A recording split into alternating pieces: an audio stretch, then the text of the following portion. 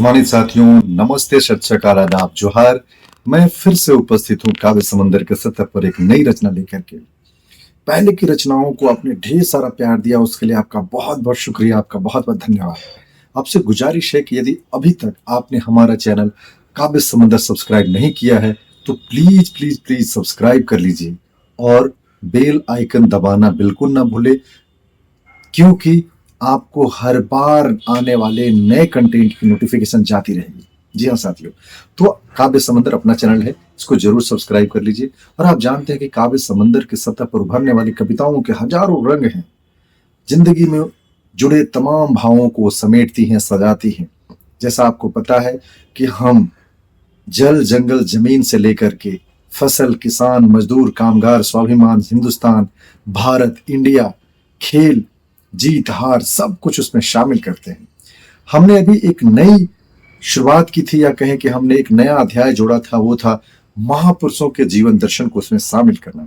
एक कविता में महान पुरुषों को, वीरांगनाओं को जगह दे पाना बड़ा मुश्किल होता है, क्योंकि उनकी जो संघर्ष गाथा है बहुत लंबी है, उन सबको शब्दों के द्वारा बांध पाना भी असंभव कार्य है। फिर भी हम कोशिश करते हैं कि अपनी कविता में उनको जगह दें, अपनी रचनाओं के माध्यम से उनको सम्मान देने की कोशिश करें। इसी कड़ी में आज एक ऐसे महापुरुष को हम याद कर रहे हैं जो बहुत मामले में अलग है। जी हाँ, उसे हम एशिया के सुकरात के तौर पर याद करते हैं। इशारा ही काफी है, एक ऐसा प्रबल नाम जो बुजुर्ग अवस्था में भी बड़ी बड़ी दाढ़ी, चश्मा लगाए हुए, हाथ में छड़ी लिए हुए अपनी एक नया पहचान गढ़ने में कामयाब रहा। जी हाँ, वो आइकन है, युवाओं का भी, बुजुर्गों का भी, महिलाओं का भी, सभी का आइकन है। जी हाँ, वो तमिलनाडु की धरती से आता है और वर्तमान सरकार जो है तमिलनाडु के स्टालिन, वो सब कोई फॉलो करते हैं। जी हाँ, हम याद कर रहे हैं पेरियार को। पेरियार कलम के जादूगर थे, अपने जुबान के जादूगर थे, जो बोलते थे उस पर अमल करते थे, अडिग रहते थे।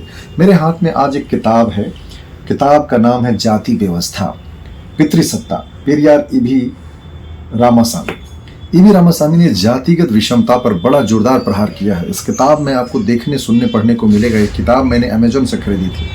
इसी प्रकार से रामास्वामी नायकर ने बहुत सारे किताबों की रचना की है। उन सब में भारत के यथार्थ को उकेरने की कोशिश की है, विश्वास पर प्रहार करने की कोशिश की है, आम जनता को, जनमानस को हकीकत के समीप ले जाने की कोशिश की है। तो ये किताब है, और ये किताब पेरियार के उस साहस को समर्पित है, मैं तो कहूँ, जिसके बदौलत पेरियार ने जातिगत विषमता को उकेरने की कोशिश की, अंधविश्वास और पाखंड से मुक्ति के लिए बहुत ज्यादा घनघोर कार्य किया।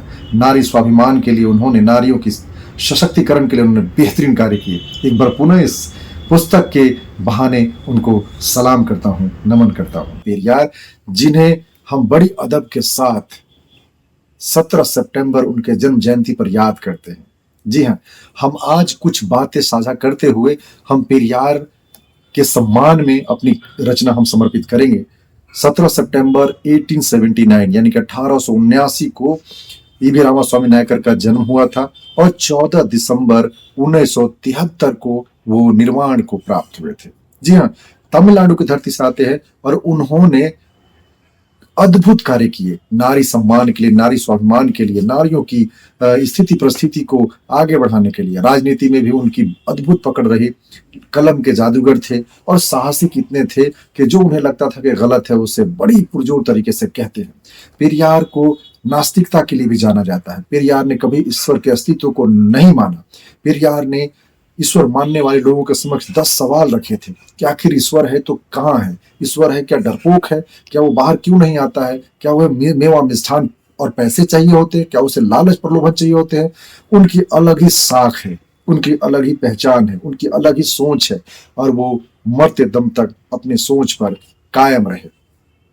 जी हाँ, उन्होंने द्रविड़र खजागम नाम की संस्था, ऑर्गेनाइजेशन बनाई थी, और पेरियार का जो समाधि स्थल है उसे पेरियार निनायविडम के नाम से जाना जाता है। पेरियार आज किसी पहचान के मोहताज नहीं है। उनकी एक तस्वीर जिसमें बड़ी बड़ी दाढ़ी हो, चश्मा हो, हाथ में छड़ी हो, एक बच्चा बच्चा पहचानता है कि ये पेरियार की तस्वीर है। हम ज्यादा वक्त न लेते हुए हम अपनी कविता पर, अपनी रचना पर आते हैं, जो ईवी रामास्वामी नायकर पेरियार पर समर्पित है, और हमने शीर्षक दिया है पेरियार महान।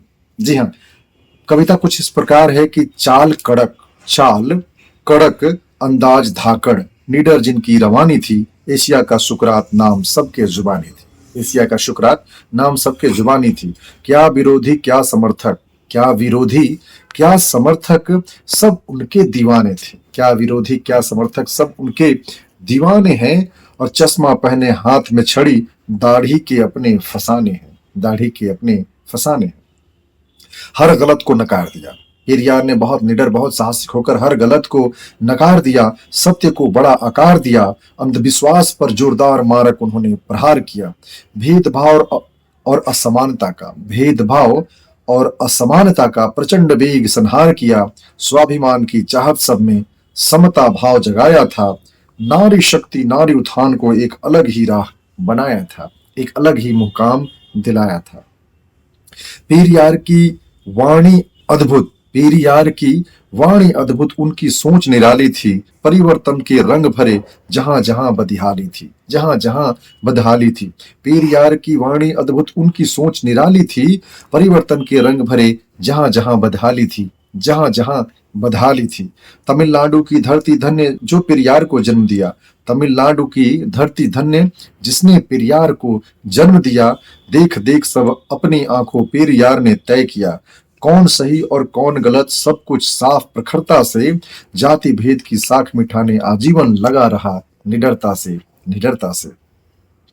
और आखिर के कुछ पंक्तियां उनको समर्पित करते हुए मैं उनको सलाम करना चाहता हूं, उनके साहस को सलाम करना चाहता हूं कि बाबा साहब डॉक्टर भीमराव अंबेडकर जिन्हें हम संविधान रचिता के तौर पर, सिंबल ऑफ नॉलेज के तौर पर, भारत के प्रथम कानून और श्रम मंत्री के तौर पर जानते हैं, उनके साथ भी उनकी खूब जमी। दोनों जब बैठते थे तो बहुत सारी बातें विमर्श के तौर पर सामने रखते थे। जातिवाद कैसे खत्म हो, समानता कैसे आए, लोगों में स्वाभिमान कैसे जगे, ऐसी जरूरी बातें दोनों मिलकर किया करते थे।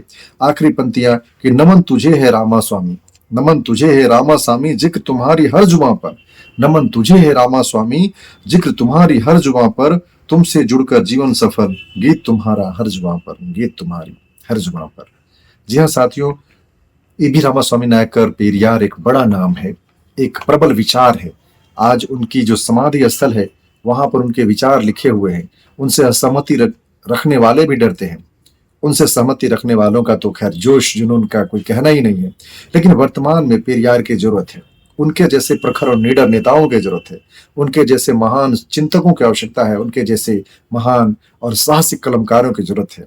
आज हम अपने दिल से काव्य समंदर की तरफ से पेरियार को नमन करते हैं, वंदन करते हैं। बहुत बहुत धन्यवाद।